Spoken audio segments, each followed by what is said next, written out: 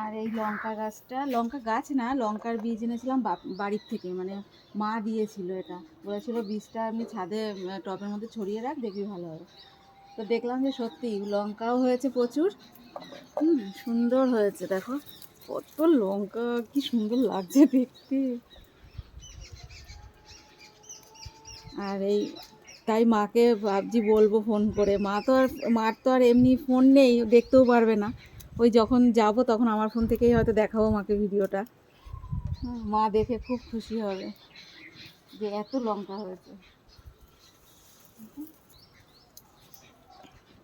দাঁড়াও, সব তুলে তবে তোমাদের দেখাচ্ছি কতগুলো তুললাম।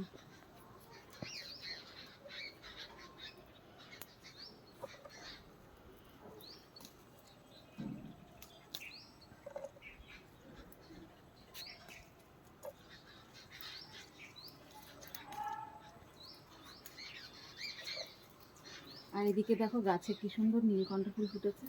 গাছটা কেমন হয়ে গেছে দেখো, শুকিয়ে যাচ্ছে আস্তে আস্তে, তবুও প্রচুর ফুল ফুটেছে।